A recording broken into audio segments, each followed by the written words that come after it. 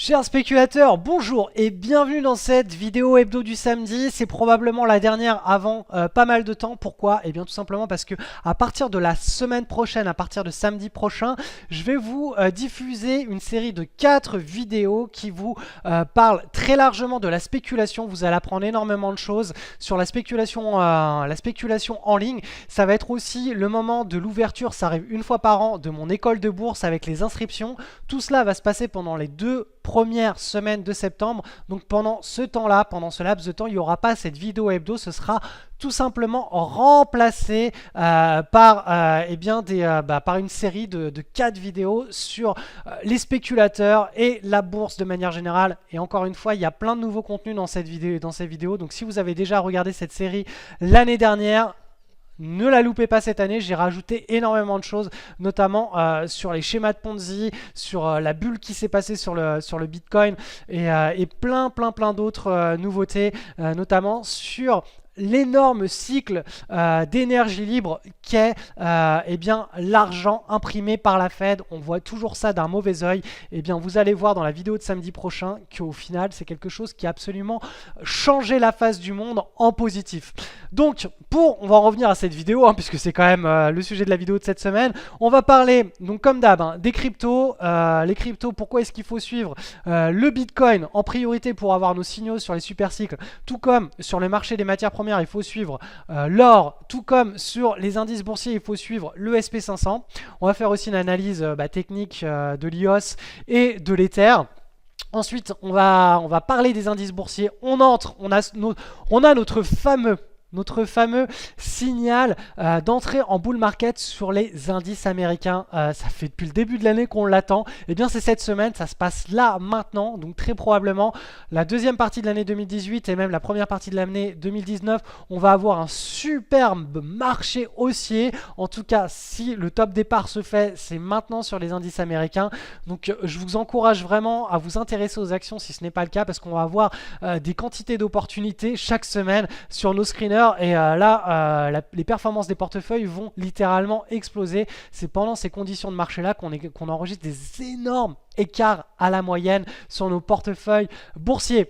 Ensuite, dernière partie de la vidéo, eh bien tout simplement je vais vous donner un cas pratique. Comment analyser les cycles sur une action, à quel niveau acheter les cycles et pourquoi il faut vraiment comprendre à quel niveau on est dans un cycle.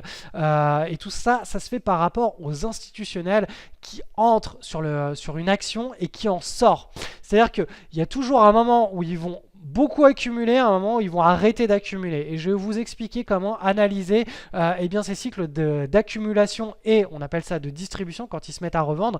Et où est-ce qu'il faut entrer, où est-ce qu'on a l'espérance de gain la plus importante. Et ça, je vais vous le montrer avec tout simplement une opportunité en live qui a lieu en ce moment, cette semaine, sur les marchés financiers. C'est parti pour la vidéo.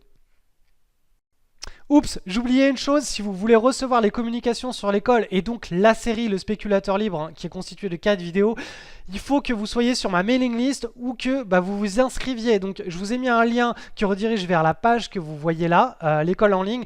Cliquez sur inscription et là vous pourrez entrer votre adresse email pour être sur ma mailing list et vous recevrez les vidéos. Ces vidéos ne seront pas disponibles sur ma chaîne YouTube, ce seront des vidéos qui seront en privé pour notre communauté uniquement. Voilà.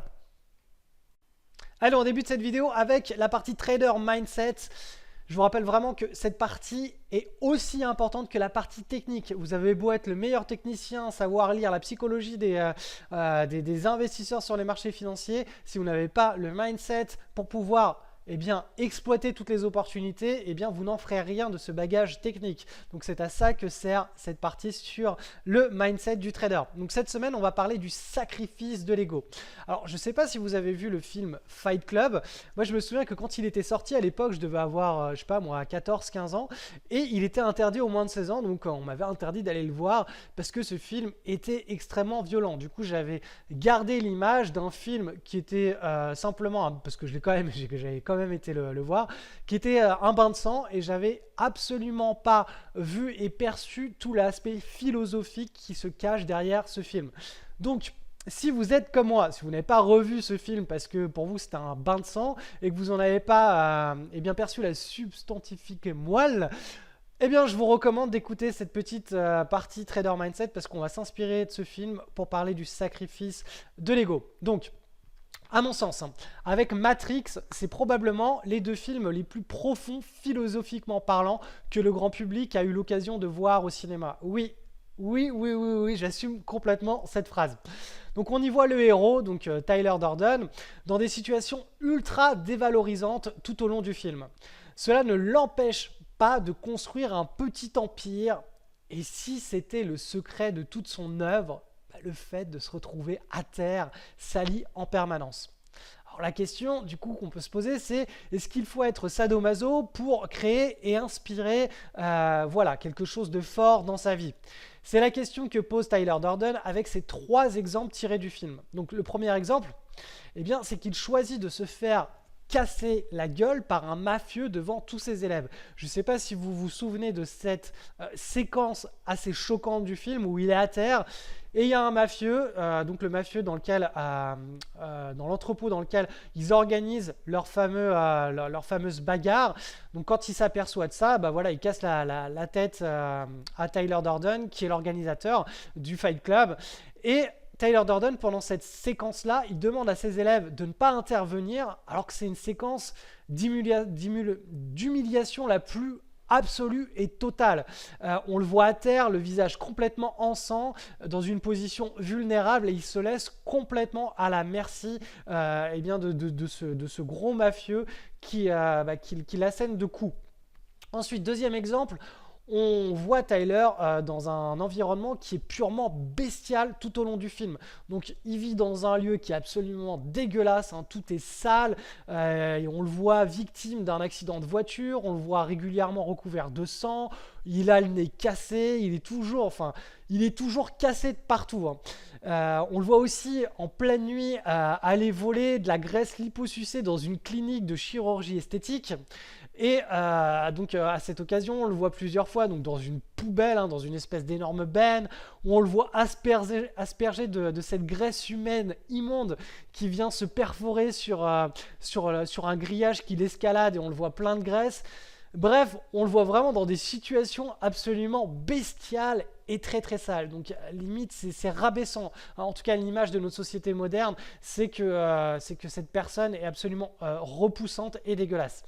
Le troisième exemple, c'est qu'il demande à ses élèves de provoquer une bagarre dans la rue et de la perdre. Donc chaque élève doit, dans son quotidien, aller embêter quelqu'un, de provoquer une bagarre et puis de s'asseoir sur son ego, de perdre la bagarre.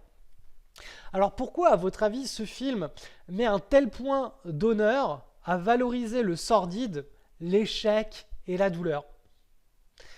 On va voir en quoi consiste le sacrifice de l'ego et vous allez voir que derrière se cachent des vraies valeurs philosophiques qui sont celles du bouddhisme et du stoïcisme. Alors, le but de tout ça, hein, eh bien, vous l'avez vu, hein, c'est de battre son ego. Alors, désolé, je vais reprendre un terme qui a été dit pendant le film. Tyler Durden dit le but c'est d'enculer son ego. Je suis désolé, voilà, mais c'est vraiment très très très très parlant. C'est le sacrifice de l'ego. Toutes ces scènes symbolisent la destruction de son ego pour mieux renaître ensuite. Cette phrase est extrêmement importante. On va parler de la destruction créatrice un petit peu plus loin. C'est ce qui permet à notre économie, à l'être humain d'avancer en fait dans sa vie. C'est ce fameux cycle de destruction créatrice schumpeterien. Bref, on s'est compris. Donc il s'agit d'une valeur fondamentale chez les bouddhistes et les stoïciens. Le message que Tyler Durden essaye de faire passer, c'est que vouloir briller, vouloir toujours être bien vu et propre sur soi, c'est s'éloigner du processus d'autodestruction qui nous permet de renaître plus fort. Bien sûr, il est inutile de se faire tabasser et d'arrêter de prendre des douches pour vivre ainsi. Il faut en toute honnêteté, vis-à-vis de soi, accepter l'échec et sacrifier son ego. Lorsque l'on embrasse ce schéma, on a un système qui nous permet de nous reconstruire plus fort. Le sacrifice de l'ego et donc l'acceptation de l'échec, eh bien ça passe par la douleur. Donc la douleur, ça sert à quoi au final? La douleur, vous allez voir que ça sert à nous ramener au moment présent. Lorsque l'on ressent une douleur physique, on n'a plus le temps de réfléchir à ces petits problèmes du quotidien. On est entièrement focalisé sur cette souffrance physique et on reconnecte avec le moment présent. Ce n'est pas par sadisme que les moines bouddhistes donnent des coups de bâton à leurs disciples qui divaguent ou qui perdent le rythme de leur respiration pendant une séance de méditation. C'est dans le but que ces disciples se recentrent sur le moment présent et soient à l'écoute de leur respiration. Vous voyez à quel point ce sont des valeurs qui sont bouddhistes au final. Donc le concept de choc, qu'il soit physique ou mental, permet au cerveau de se recentrer. Quand on comprend toutes les vertus thérapeutiques de ce mécanisme, on commence à reconsidérer sa propre perception à l'échec. Les personnes qui apprécient les échecs ne sont pas des sadomaso, elles ont juste compris que c'est grâce à ce phénomène qu'il est possible de grandir. Nous allons tous vivre des milliers d'électrochocs dans nos vies. Il nous appartient de changer notre perception de ces événements. C'est ce qui différencie les gens qui se plaignent tout le temps de leur vie stagnante de ceux qui évoluent sur une courbe ascendante et perpétuelle avec une facilité apparente. En économie, on appelle ce concept la destruction créatrice. Le fait de laisser fonctionner le marché permet aux humains de se réinventer, d'éliminer les services ou les produits obsolètes pour des choses révolutionnaires. Vous êtes-vous déjà demandé pourquoi nous avions une espérance de vie de moins de 100 ans et non 2000 ans? Voici ma théorie sur l'espérance de vie de 80 ans, qui est celle actuellement de l'espèce humaine sur Terre. Donc, nous avons tendance à nous raccrocher à nos idées et nos acquis pour assurer notre sécurité professionnelle et familiale. C'est normal, c'est comme ça que qu'on verrouille en fait une sécurité pour nous et nos enfants. Nous percevons donc les nouvelles générations comme une menace. Pourquoi? Car elles arrivent avec des idées disruptives, c'est-à-dire qui invalident notre référentiel, notre système de pensée. Ces petits jeunes-là, ils arrivent, ils défoncent toutes nos idées en disant que c'est de la merde et ils nous mettent sur la table des nouvelles idées qui sont révolutionnaires et qui améliorent notre propre référentiel. Du coup, ça nous met en danger, ça. Donc, qu'est-ce qui se passe? Qu'est-ce que fait l'être humain? Eh bien, il fait blocus aussi longtemps que possible pour conserver ses acquis et sa propre sécurité. Et c'est grâce à notre mort que ces nouvelles idées peuvent prendre le pouvoir et changer le monde. Si nous vivions 1000 ans, nous serions probablement encore en train de taper des cailloux pour faire du feu, tellement le processus de destruction créatrice serait lent. J'espère que vous saisissez vraiment l'importance de ce processus de destruction créatrice, vraiment de vivre des échecs pour se reconstruire plus fort grâce à ces échecs. C'est vraiment quelque chose, un processus qu'on devrait tous embrasser au quotidien dans notre vie, alors qu'on nous a éduqués pour le fuir à 100%. Dès qu'on voit un échec, non, il faut qu'on le fuit, il faut qu'on ne bouge pas, il ne faut pas qu'on s'expose aux échecs, alors que ça fait vraiment partie du processus de progression et voilà, de nos vies. Donc on va parler maintenant de la spéculation. Alors, la spéculation est un moyen de se reconnecter à cette loi fondamentale de la vie. L'échec est donc l'élément fondamental d'un système en évolution. Sans échec, il n'y a pas de destruction créatrice et on ne peut pas renaître plus fort. Au mieux, on stagne, au pire, on régresse toute sa vie. La spéculation ne laisse aucune chance de survie aux spéculateurs qui n'acceptent pas l'échec. Embrasser l'échec, c'est endosser la responsabilité de ses actes en arrêtant de toujours rejeter la faute sur quelqu'un d'autre. Vous savez, en France, on est vraiment dans la culture de l'État-providence. Dès qu'il y a quelque chose qui ne va pas dans nos vies, on va se plaindre que c'est de la faute de l'État, du politicien, du gendarme, et on a très peu l'occasion d'endosser la responsabilité de ce qui nous arrive. Et en fait, c'est ça qu'il faut vraiment changer. En tout cas, quand vous arrivez sur les marchés financiers, il faut vraiment être dans une logique complètement symétriquement opposée. Donc vivre de l'échec, c'est prendre du plaisir lorsqu'un trade perdant est concrétisé. Car il nous renvoie au fait que grâce à lui, des trades gagnants vont bientôt être enregistrés et vont renforcer notre capital. Hélas, nous ne sommes pas conditionnés pour le sacrifice de notre ego. Et c'est probablement pour cette raison que la spéculation est l'une des activités les plus difficiles qui existent tant que l'on est en lutte avec son ego. Allez, on est parti pour une petite analyse rapide du marché des cryptos. On va commencer par le Bitcoin en unité hebdomadaire. Donc toujours ce triangle, la zone de support une fois, deux fois, trois fois. Là, on est sur la quatrième fois où on travaille ce support. Donc l'idée, hein, c'est qu'on casse à la hausse cet énorme triangle chartiste, qu'on consolide un petit peu en tout cas sur un des niveaux de résistance, qu'on consolide et qu'ensuite on ait la cassure et là signal du top départ du super cycle de hausse sur les cryptos et sur le Bitcoin. Donc on va aller voir en journalier, on va faire un petit zoom pour voir ce qui se passe.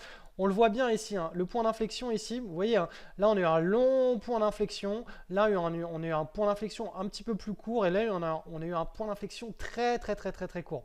Donc là, ce point d'inflexion, pour qu'il soit validé, il faut qu'on enregistre une clôture au-dessus du pivot, qu'on voit très clairement ici, autour de la zone des 5850 points. Donc une clôture et ensuite une ou deux séances de continuation, ça va nous amener vers la zone de résistance du haut du triangle chartiste. Petite consolidation, cassure, et là, boum, top départ. Donc ça, c'est bien sûr dans le cas où on entre dans un super cycle de hausse courant, on va dire, allez, courant septembre, octobre. Bien sûr, si on casse à la baisse ici, donc moi mon support, mon stop est placé ici, hein, je vous rappelle que je suis entré sur ces niveaux-là, j'ai mis mes premières billes, mais là où je vais vraiment entrer en position pour le vrai trade, ce sera uniquement, si on a le vrai gros signal de hausse du top départ du super cycle de hausse, ce sera plus tard, on ne l'a pas encore cette situation-là, donc scénario d'invalidation, le stop est ici, donc ce n'est pas un stop physique, c'est simplement une alerte que je mets. Si le Bitcoin casse son support hebdomadaire, je vais recevoir une alerte, je vais transférer mes cryptos chez l'échangeur et je revendrai mes cryptos chez l'échangeur. Peu importe que ce soit sur ce niveau-là ou un petit peu plus bas, ce n'est pas ça qui va changer énormément de choses. À partir du moment où on a un money management qui est bien respecté, bien étudié, ce n'est pas 5 ou 10% qui vont changer quoi que ce soit sur ce genre de position, sachant que la volatilité intrinsèque du Bitcoin est absolument astronomique. Donc vous n'allez pas entrer, quand vous entrez un trade sur le Bitcoin, vous ne mettez pas 100% de votre capital. Je vous ai déjà expliqué comment faire ça, comment calculer la taille de la position que vous devez entrer sur le marché en fonction de votre aversion au risque. C'était dans une vidéo, je crois que c'était il y a 2 semaines. Donc allez voir la vidéo, je vous explique tout ça. Ensuite, on va passer maintenant allez, on va faire un petit tour sur EOS. Alors, gros range, énorme range. Vous voyez que là, on est sur la zone de résistance. On a le petit point d'inflexion en double creux qui est en train de se placer, de se former. Si on casse à la hausse le pivot, on sera dans une anticipation de retournement, enfin en tout cas de rebond intra-range. Et cette crypto a une volatilité absolument démentielle. Le potentiel de hausse est quand même assez impressionnant puisque on a pratiquement 220% dans les 200% de hausse entre la cassure à la hausse du pivot et le haut de la résistance dans cet énorme range. Encore une fois, moi je vous encourage davantage à prendre des positions quand on entre dans un nouveau cycle de hausse, c'est-à-dire si là on consolide et qu'on casse à la hausse, la prise de position pour surfer une grosse vague de super cycle. Je vous recommande vraiment pas de trader ce genre de choses, comme on avait eu d'ailleurs ici, je vous l'avais annoncé, ce signal. Là, ici, cassure, zone de résistance, donc ça, c'était l'objectif. Ça a été un petit peu dépassé, on est revenu. Donc là, on va très probablement se retrouver dans le même genre de situation. Si on casse à la hausse, cette petite structure en double creux, c'est un point d'inflexion. Voilà. Ensuite, Ethereum, l'Ether, on est sur une zone de support à très long terme. Donc là aussi, double creux en formation. Si on casse à la hausse, on sera dans une situation de rebond. Voilà, vers la trendline qui constitue une énorme résistance. Et puis bien sûr, si on casse le support, ça va être un petit peu moins joli.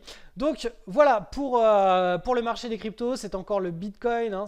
Ça me rappelle un petit peu la situation où l'or entre 2004 et je crois que c'était 2011, alors on va aller voir rapidement, était en tendance. C'était vraiment l'indice qu'il fallait suivre, c'était le pionnier, c'était lui qui dictait ce qui se passait sur les matières premières, que ce soit sur l'argent, sur le platinium, sur le palladium et toutes les autres matières premières. C'était vraiment l'or qui dictait la tendance de fond de tout le marché des matières premières. C'était lui qui lançait les bons signaux, etc. Et bien là, sur le marché des cryptos, c'est exactement pareil, hein. C'est le Bitcoin qui nous donne les signaux de on entre dans un nouveau super cycle, on finit le super cycle. Pareil, hein, sur les indices boursiers, de manière générale, c'est le SP500 qui est vraiment l'indice leader, c'est l'indice qu'on va suivre en priorité. Bien sûr, après, c'est bien, comme je vous l'explique chaque semaine, de corroborer, hein, ces analyses avec d'autres signaux sur d'autres indices. Mais si vous ne deviez en suivre qu'un, ce serait le SP500. De la même manière que sur le marché des matières premières, si vous ne deviez suivre qu'un indice pour suivre les cycles des matières premières, ce serait l'or. De la même manière que sur le marché des cryptos, eh bien c'est le Bitcoin que vous devez suivre si vous devez timer, eh bien, les super cycles sur le marché des cryptos. Donc voilà, on passe à la suite de cette vidéo. Analyse du sentiment de marché. On commence par l'Europe avec le CAC 40, dividende brut réinvesti. Donc regardez, hein, marché haussier. Là, ça fait depuis 2018, tasse avec anse. Donc on est une espèce de tasse avec une anse un petit peu désaxée. Pourquoi? Tout simplement parce que le pivot, on le voit ici, hein, il est un petit peu au-dessus de la tasse, hein. Vous voyez que là, on a un espace. Mais bon, quoi qu'il en soit, c'est une consolidation au sein d'une tendance haussière. Donc là, on est en train de clairement dessiner l'anse. Donc quand on cassera à la hausse, ce sera très probablement le signal, le top départ du nouveau marché haussier sur l'Europe, en tout cas le CAC 40 est dans cette situation. On va voir maintenant ce qui se passe sur les petites et moyennes capitalisations. Donc là, idem, hein, marché haussier, hein, le fond de la tendance depuis plusieurs années est à la hausse. On est dans une espèce de beau triangle chartiste depuis le début de l'année 2018. Là, on est en train de former la deuxième partie du triangle chartiste, hein. Donc, on a cette consolidation qui est en train d'arriver à maturité. Si on casse par le haut, on sera toujours dans le range en bleu. Cependant, ce sera vraiment une situation de top départ d'un nouveau marché haussier. Même si on n'est pas encore sur des nouveaux plus hauts, là, si on casse par le haut, après une belle temporisation dans cette zone-là, ce sera le top départ. Et de toute façon, le top départ se fait avec une simultanéité sur tous les indices boursiers européens et américains. On va aller voir maintenant le DAX, donc indice allemand, lui aussi dans le même genre de situation. On a cette grande consolidation. Là, on a une petite consolidation qui nous signale qu'on arrive à maturité, hein. Alors là, on va même pouvoir, j'ai même commencé à changer l'analyse chartiste comme ceci, puisqu'on a clairement un triangle qui est en train de se mettre en place. Donc, on va partir sur ce triangle-là. Là, vous voyez que là, la zone de support, elle a bien été marquée ici. On a rebondi. Là, on est à nouveau dans une zone de support qui est en train de marquer un rebond. Cette semaine, on le voit. Donc là, si on rebondit, on aura clairement un triangle chartiste de continuation de tendance sur le DAX. Et donc, effectivement, le nouveau marché haussier, il débutera uniquement quand on aura la cassure au-dessus de ce triangle chartiste. Donc voilà, vous voyez que sur le marché européen, on est très très loin d'un crack boursier. Pour qu'on rentre dans une situation de crack boursier, il faut qu'on casse à la baisse tous les supports. Donc, vous voyez sur donc je vous l'ai mis ici, hein, la zone rouge. Pour le moment, on n'est pas du tout en train d'aller tutoyer la zone rouge. Pareil sur le CAC petite et moyenne capitalisation, on n'est pas du tout en train de casser les supports. Et sur le CAC 40 avec dividende brut réinvesti, on est très très loin. Maintenant, on va passer. Alors, qu'est-ce qui me rend aussi optimiste, hein, sur ma vision du marché européen? Eh bien, c'est tout simplement les marchés américains. Grande nouvelle cette semaine. Qu'est-ce qui s'est passé sur le Nasdaq? Nouveau plus haut historique. Donc, le Nasdaq et même vous allez le voir le SP500 n'ont absolument jamais atteint un niveau aussi élevé de toute l'histoire des marchés financiers. Ça signifie tout simplement qu'on est en train d'entrer dans un nouveau bull market. Donc, je vous l'avais expliqué, hein, depuis plusieurs semaines. Là, on avait la petite consolidation qui était tout simplement la fin de la grosse consolidation. Cette semaine, on est en train de casser à la hausse. Là, donc, on a une semaine de hausse tout simplement. Là, c'est au cours des de la prochaine semaine et des prochaines semaines, on évolue dans cette zone-là. Eh bien, regardez, c'est le bull market, hein. Là, le Nasdaq nous annonce le top départ du nouveau bull market. Donc, bien sûr, quand on a un signal comme ça sur un indice de manière isolée, ça n'a pas vraiment de valeur. Par contre, quand on a ce genre de signal sur le Nasdaq, sur le SP500 et qu'ensuite ça se propage sur l'Europe, eh bien là, c'est qu'on a un mouvement massif d'ampleur, quelque chose de très très fort, une grosse vague, une grosse déferlante qui est en train de s'emparer du marché et l'optimisme est en train de revenir. Donc pour le moment, on a le premier signal, celui qu'on attendait depuis depuis le début de l'année 2018. On l'a enfin maintenant là, boum, c'est cette semaine que ça se passe. Et vous allez voir sur le SP500, c'est pareil. Le SP500, la consolidation est plus propre, hein. On a cette tasse avec cette anse. On a eu un premier signal ici, donc la semaine de juillet. On a la petite consolidation et on a ici la cassure de la consolidation avec un plus haut historique, donc top départ du bull market. Pour le marché américain, on entre en bull market à partir de cette semaine. Alors bien sûr, ça peut être invalidé. Ce ne sont que des signaux techniques, mais ce sont ces signaux qui nous permettent de moduler notre money management et de savoir dans quelles conditions de marché nous sommes. Est-ce que nous sommes dans un marché nerveux où il y a beaucoup de volatilité, où la psychologie des intervenants elle est assez chahutée par les news macroéconomiques, ou est-ce qu'on entre dans une phase de marché où le consensus est clairement défini? En gros, ça signifie que toutes les mauvaises nouvelles, elles vont être on va dire, elles vont être absorbées, elles vont être minimisées par les opérateurs et toutes les bonnes nouvelles, elles vont être amplifiées. Donc amplifiées avec des hausses. Donc quand on entre dans ce genre de psychologie de marché, c'est qu'on est en marché haussier et là, c'est le top départ. Si vous n'avez pas regardé ma vidéo sur les grands cycles, le super cycle de hausse des marchés américains, allez le voir. C'est la vidéo de la semaine dernière tout simplement et je vous explique pourquoi, à mon humble avis, enfin en tout cas, c'est même pas mon avis, c'est simple. C'est simplement l'analyse de ce que font les indices boursiers. Pourquoi est-ce qu'on n'est pas du tout on n'est pas du tout à l'aube d'un krach boursier ou d'un marché baissier en tout cas, mais plutôt d'une nouvelle vague de hausse de très grande ampleur sur les marchés boursiers. Donc tout ça, je vous l'ai expliqué dans la vidéo de la semaine dernière. Je ne vais pas réitérer l'explication, mais en tout cas, vous savez exactement où on en est. Dès que vous doutez un petit peu, je vous le rappelle, augmentez les unités de temps de vos graphiques pour voir dans quel contexte on est. Quand vous avez un signal, regardez s'il fait sens dans le contexte supérieur. Dans votre vie, de manière générale, quand il vous arrive quelque chose, n'analysez pas le problème dans le contexte dans lequel il a été créé, avec la vision des gens qui l'ont créé. Essayez de prendre de la hauteur et de voir dans quel... Voilà, où est-ce qu'il fait sens dans un contexte supérieur. Et c'est la seule et unique façon de résoudre des problèmes ou d'avoir une vision épurée, claire, des événements qui s'enchaînent. Donc voilà, c'était tout pour le sentiment de marché, money management sur le marché américain. Moi, je passe en mode agressif, pas encore pour l'Europe. J'attends sur l'Europe qu'on ait les signaux sur les indices. En tout cas, voilà, je passe de neutre à optimiste, tout simplement. Et c'est pas mon envie, même si oui, c'est mon envie, mais c'est vraiment les signaux sur les marchés boursiers qui me disent de changer de vision et de psychologie. C'est très important, hein. C'est pas moi qui le décide, c'est les marchés financiers qui me disent de penser comme ça à partir de maintenant. Allez, cette semaine, on va faire un petit zoom sur une action. Alors, c'est pour vous expliquer comment marchent les cycles avec les larges bases sur les actions. Alors, cette action, elle est en situation c'est une quasi-requête de marché.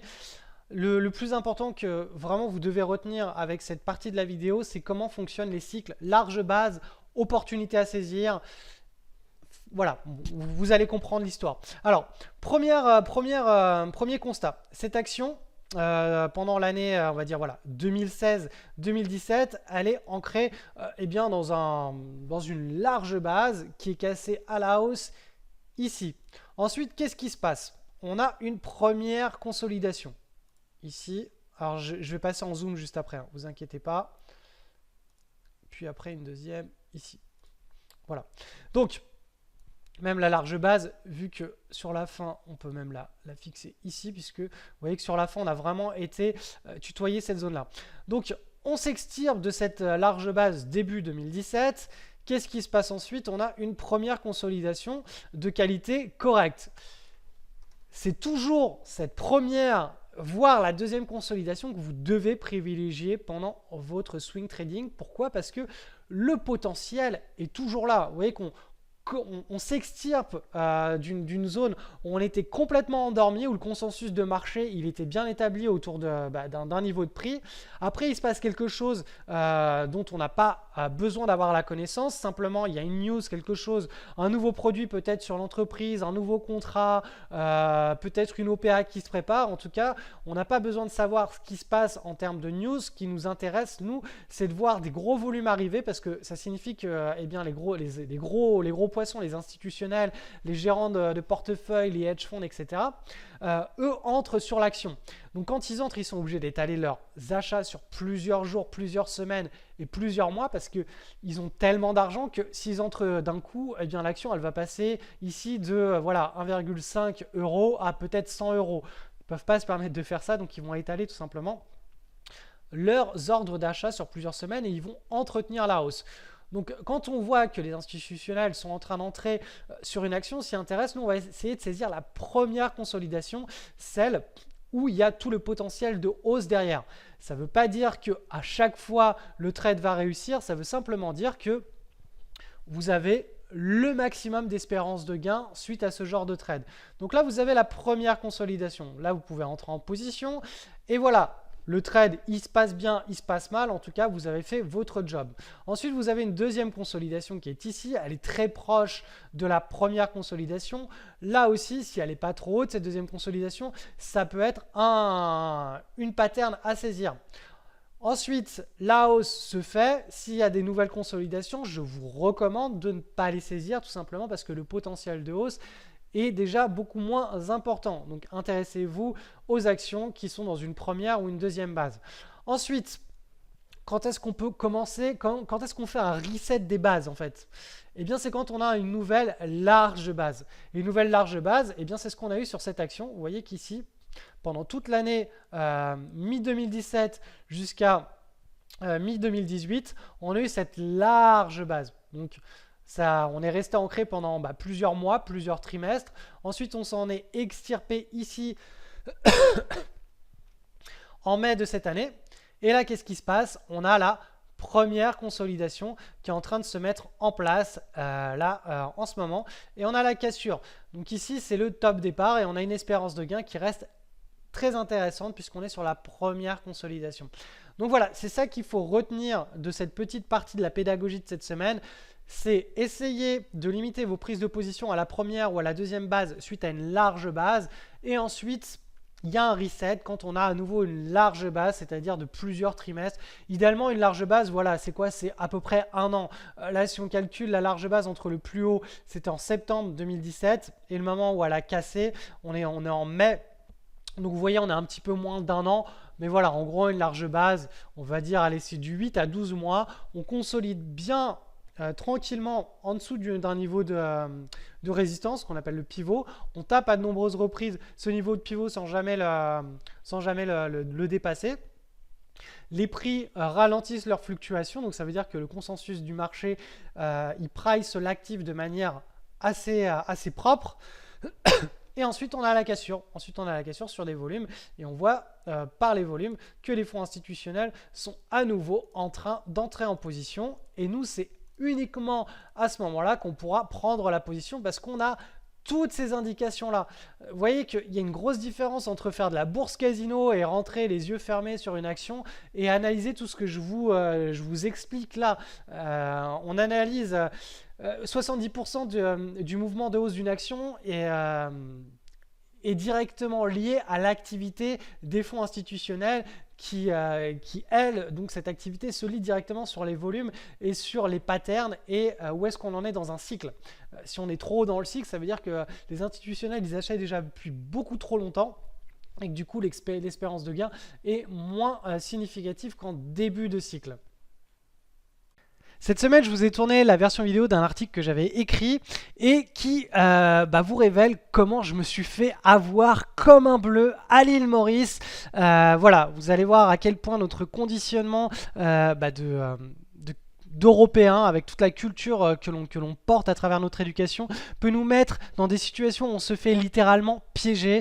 Et je vais vous parler de quelque chose qui peut être assez choquant, mais Voilà, tout est dans la vidéo. Je pose la question, les pauvres sont-ils plus intelligents que les riches? Et j'y réponds dans cette vidéo. Le lien est en descriptif de la vidéo que vous êtes en train de regarder. Allez voir ça, c'est vraiment très intéressant. Vous allez apprendre beaucoup de choses et surtout vous allez apprendre vraiment la mécanique de l'enrichissement. Et cette mécanique, elle existe autant dans les pays développés, dans les pays riches, que dans les pays qui sont entre guillemets en voie de développement et qui sont pauvres. Oui, il y a des esprits riches dans les pays pauvres et vous allez voir comment ils fonctionnent et comment ils arrivent à s'en sortir en faisant carrément de l'optimisation fiscale à partir de maisons qui sont complètement dénudées. Le lien est en descriptif de cette vidéo, on se retrouve juste derrière pour cette superbe histoire où je me suis vraiment fait avoir comme un bleu pour le coup.